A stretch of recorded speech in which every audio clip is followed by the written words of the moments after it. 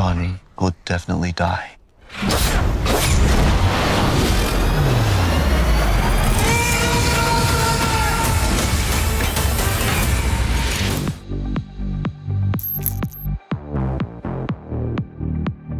I think for me, it's all a part of the same thing, that it's all challenging. When I started acting, it really surprised me how different it is than what I thought it was.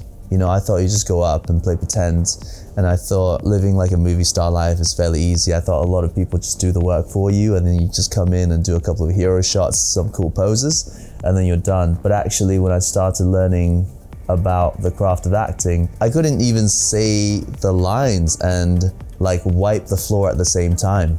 It was just so confounding to me why is that such a difficult thing? To just do something I would do so naturally in real life, but when a camera's pointed toward me, or when I'm doing it in front of an audience, it's so difficult. Not to mention if there's 3 people in the scene, that was really, really bewildering to me. So it was something that's really challenging, and so is martial arts. It's something that you can perfect forever and still not be the best at, you know what I mean? And you know, life is long, life is short, and for me to find something that I can keep working on for the rest of my life, that's really valuable. Yeah, I think Black Mirror the episode Striking Vipers, that had a lot of fighting as well. It's just having sex and then fighting in that episode. I really enjoyed the breadth of the roles that I get to play. And I think in Hollywood, I've done a lot of action films, but when I was working in Asia, China, I got the chance to do a lot of indie films, and I did this film called Summer Night, where I had to learn a new dialect in Sichuan. And then I kind of, played a retired soldier who is a father who doesn't know how to deal with his kids, and to explore that range and live outside of myself. And that's really freeing as well. So over the last couple of years, I've been trying to do a lot of indie films and explore those roles as well. Some of them is coming up, so something I enjoy.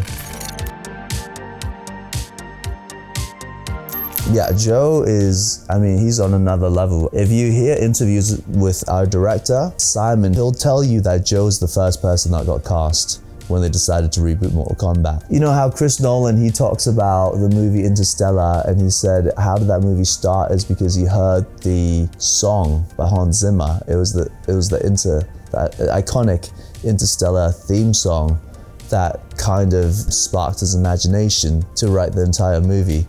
And I guess for Mortal Kombat, it wouldn't have happened without Joe, without people like Joe, to see him as Sub-Zero, right? And then I didn't really know Joe's history and how he was a champion, in judo, but it's something that is inspiring, of course. But then when you're working with cast, we gelled so well, and everyone just becomes family. When you're acting, it's like the great leveler, because everyone, for Joe, the scenes, the choreography, no matter how much experience he has, that's challenging as well. Most of my scenes are with Max Huang, who is also an amazing martial artist. And he's been on Jackie Chan's stunt team, leading the stunt team for over 15 years. He's got much more experience than me in terms of both martial arts and stunt fighting.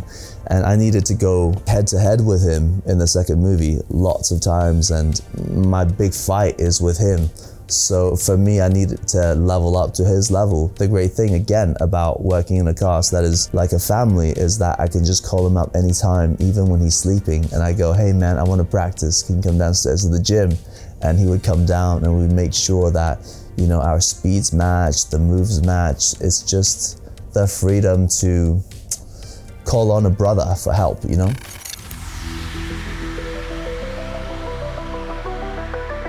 It feels great because you're already so familiar with the roles, you're familiar with the story, you're given a gift to do this a second time, and you're welcoming new family members. Like in the second movie, we have so many more characters and we explore so many more worlds. We set this foundation, we built the house, and now we can kind of have more kids,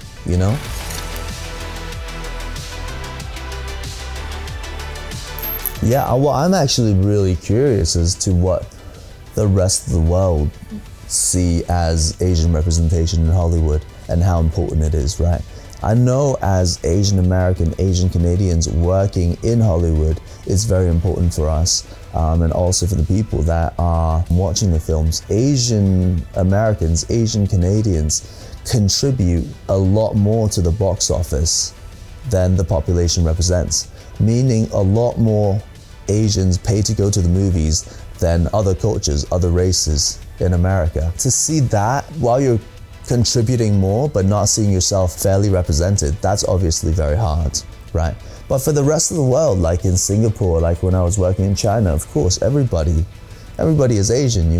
It's for us, by us. You make things for yourself, right? So I'm really curious as to whether or not the rest of the world is equally wanting to see more Asians in Hollywood. I hope so, and I hope it's done by movies like Mortal Kombat, where it's just a good action movie that people will see anyway, and then the characters are Asian and they're cool. Yeah, you bring up a good point about Crazy Rich Asians. A lot of people are waiting for it. I think the series is being made. Supposed to, but I mean, they've been talking about it. But I think, Yeah. we've just been waiting, like, especially since it was filmed here in Singapore, a lot of expectations about if the sequel's ever going to come out. But it's been quiet. It's been quiet. And we, as Asians, we want to see, not just because we're in Singapore as well, but there's the high level of expectations. Yeah, well, get it done.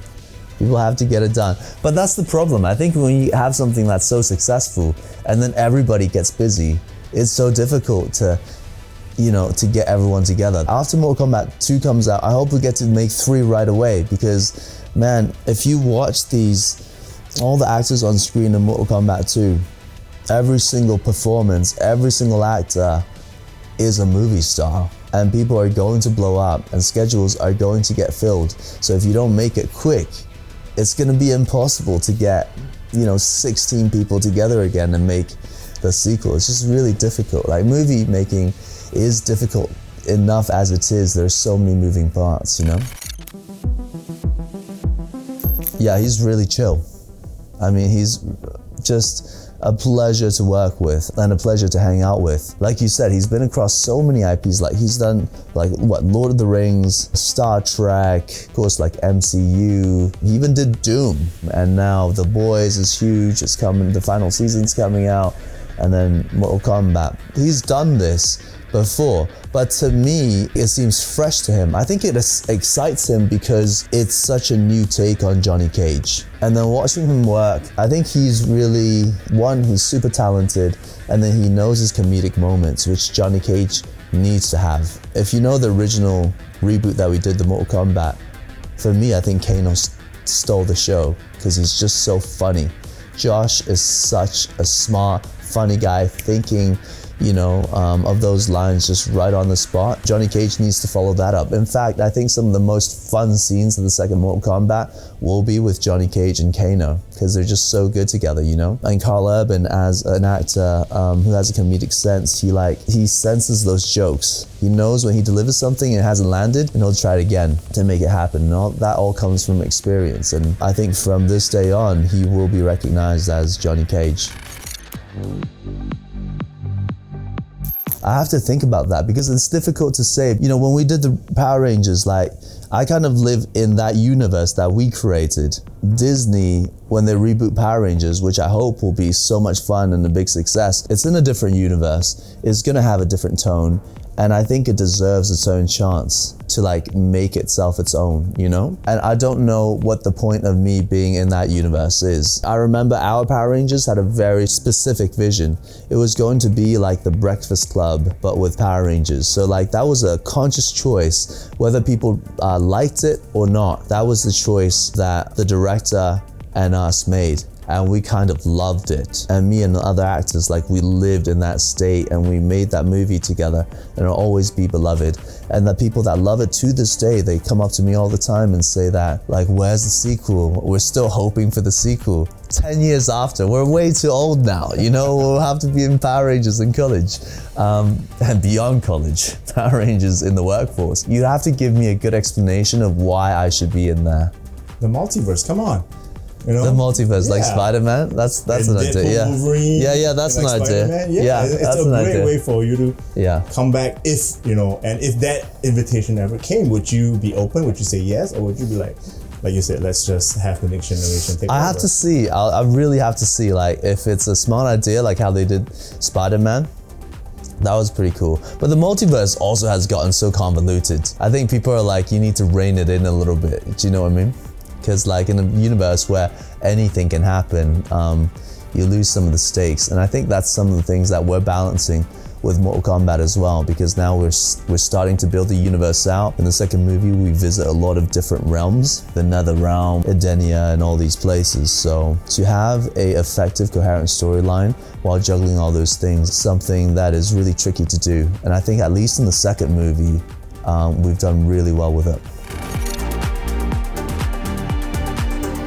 I love the Mario movie, and that brought me really back to like, you know, just having friends over and playing Mario Kart. When N64 came out, you know, I still have my N64 with the original Mario. But there's also so much value in like reimagining something that is already established in our hearts. Like, I really loved the new Predator movie last year, Predator's Badlands. That was so different from any Predator that's been seen before. Like, when I think of Predator, I'm thinking of like Arnold Schwarzenegger, of like 90s action movies, like cheesy lines, but the new movie has a new spin on kind of like a buddy movie and expands the world. It's like lighthearted and action. The new Alien movie, Alien Romulus, that brought me right back into the original Aliens. Yeah. Like when I was watching the original Aliens, I was so scared, man.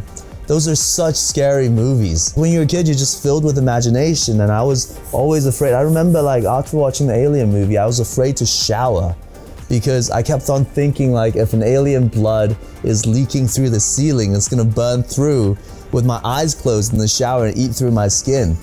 You know, I was so afraid. And the new Alien movie has that horror aspect to it, and it seems very like textured and visceral.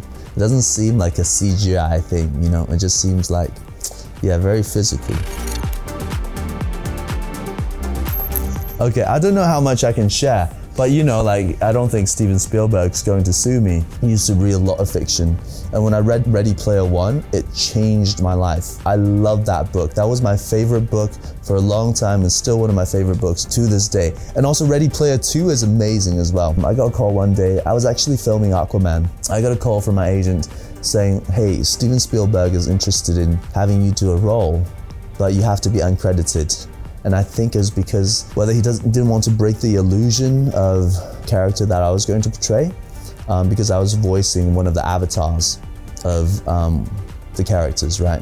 So in the video game world, I would be portraying their character once they tap into the virtual world. Far be it for me to explain what Steven Spielberg has in his mind, right? He's got everything he makes is just so good.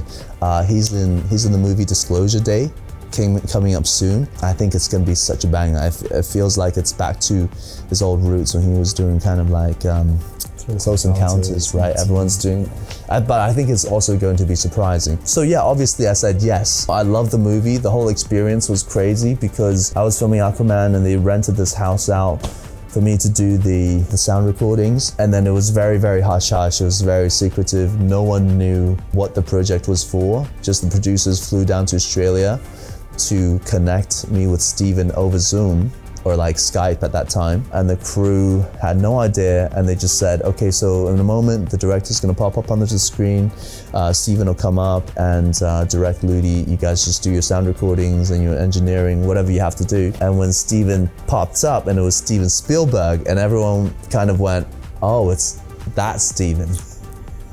Right, so yeah, we just worked in the house for an entire day and got it done, and when the movie came out, it's still such a good sci-fi movie.